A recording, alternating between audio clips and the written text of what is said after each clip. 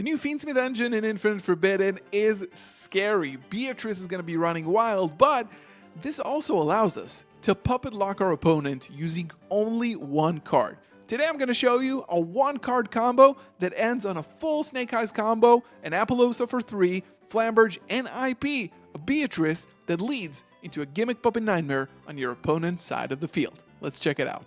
So this is the deck we're going to be using to showcase the one-card Gimmick Puppet Nightmare lock using no Albion and just a single card in the hand. Of course, the Fiendsmith engine is here. Formad Skipper is the heart of the combo. It can turn itself into any monster for a Link summon, which is going to be really, really important. Angel of Blue Tears and Give and Take. You might have seen this in Yassine's video, but this combo is much, much better and ends on a full Snake Eyes board and a Puppet Lock, which I think Yassine's video is just like Beatrice or something. We have a lot of toolbox in the extra deck, so without further ado, I'll explain every single step. Let's jump into the combo. So all we really need here is just the single Formad Skipper. We're going to normal summon it. It has an ignition effect where I can reveal a Link monster in the extra deck, and I'm going to reveal Max here, which is a Light Fiend. And now I can use this as a Magical Musketeer monster to summon my Light Fiend. The reason I don't go directly into the Fiendsmith Link one is that I want to be able to now, on summon when it's used as Link material, add Parallel Exceed to my hand, and I need the arrow when I link up during the next part of the combo. Now, this is the Light Fiend. I can get rid of that. We don't even need the Baby Goddess here. We don't know when it's going to be revealed. Maybe, yeah. And now we have an arrow for our Parallel Exceed. We can summon it to the arrow of the Link 1 and summon another Parallel Exceed from the deck. So far, so good. We can just overlay this right now for the Infernal Flame Banshee. And the Banshee can go ahead and detach and add a copy of Snake Eyes Poplar to the hand. This detaches, takes one Pyro monster and sends it to the graveyard or adds it to the hand. Now we have the Poplar effect in the hand and on the field to search for the original Sinful Spoils. Where is it? There it is. Awesome.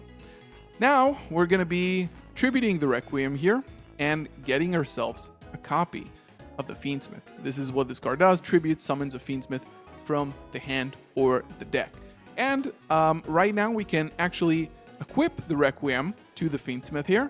So we just get a free body to send for the original Sinful Spoils. And we're going to be getting a copy of Snake Eyes Oak. Awesome. Now we're going to be using these two for Fiendsmith Sequentia, which is the other part of the combo that this can now fusion summon and get us 2 level 6s, basically. Get us the Fiendsmith engine back to the hand and allow us to go into Beatrice, which is really, really important for the combo. But first of all, we're going to be activating Poplar here and setting it to the spell and trap, of course. Now we are going to activate the effect of Sequentia here, which allows us to shuffle back 2 Light Fiends to summon ourselves a copy of Lacrimosa, which is the fusion that requires 2 Light Fiends. Activate the effect, target a Fiendsmith in the graveyard, add it to the hand or special summon. We're just going to special summon it because this will get us another body. Just bounces it to the hand, and now we can search for the Fiendsmith Tractus. Now, this is going to activate. We're going to be adding a Light Fiend and discarding 1 card. So we're going to get the Fabled Lurie, discard it to the graveyard, and then by its own effect, we're going to be able to special summon it back. Right? Awesome, incredible, and amazing. Now, what we're going to be doing is basically we can just send these two, go for Flamberge Dragon, right? Now, use these two to make IP Masquerena here, right? And now we can use the Fiendsmith effect, shuffle back the Fabled Lurie, and go ahead and summon it back. Now we can overlay and just make a Beatrice here. All right, awesome, incredible, and amazing. We're going to be using I think this is a good point to use the IP and Flamberge to go ahead to summon the princess. Now we're going to be able to summon back, of course, 2 bodies, We didn't really use the oak effect. You can probably do the Snake Eye stuff better, but it's just like infinite stuff anyway. Princess, grab the Fiendsmith here, the Flamberge here to place the IP Masquerade in the Spell and Trap Zone. Now we can make basically like a Hida, or could make a Nightmare Phoenix, but it's not going to be helpful for this. So we're just going to go ahead and make this and go ahead and use these 3 to make Apollosa, Bow of the Goddess, that has 2400 attack. Now what we can do is use Beatrice here, sending Lacrimosa to send Angel of Blue Tears to the graveyard.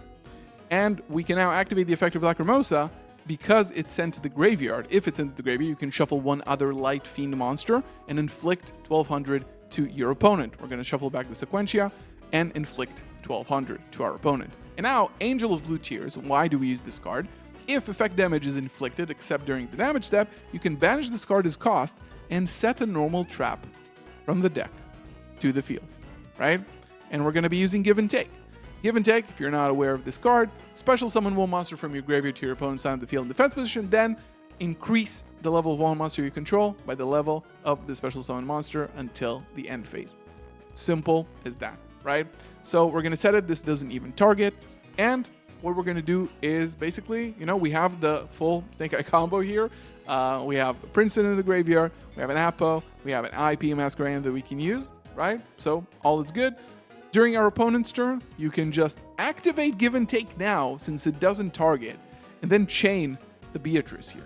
Beatrice is going to dump Gimmick Puppet Nightmare, and then Give and Take will resolve and summon the Gimmick Puppet Nightmare to our opponent's side of the field and increase the Flamber Dragon by the level of the monster we summoned until the end phase, which doesn't really matter because it can go above 12.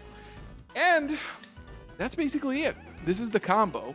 I think that a few things to note here are how strong the Fiendsmith engine is in pretty much getting you, it's so versatile and so consistent that it pretty much can get you lines to any combo. And we got to Snake Eye here by other means, but it's super easy to get to Snake Eye with just Fiendsmith combo, Princess, just Beatrice sending Ash to the graveyard and just summoning back. The line here with the Link summoning of the Snake Eye might have not been extremely optimal, but this is a Snake Eye combo with full setup and Beatrice off of one normal summon. So yeah, banning Albion the Sanctifire Dragon obviously takes away the pressure because it's so consistent and easy in Brandon, and this is obviously not something that probably not a lot of people will play, but still, this just shows that as long as Gimmick Puppet Nightmare is in the game, it limits card design, and it also affects other cards in the game, right? It also affects, Give and Take is still a card, and it's still going to exist, and with this engine, you might be in a world of trouble. Leave your thoughts down below in the comments, like the video, subscribe for more content like this. I will see you in the next one. Peace.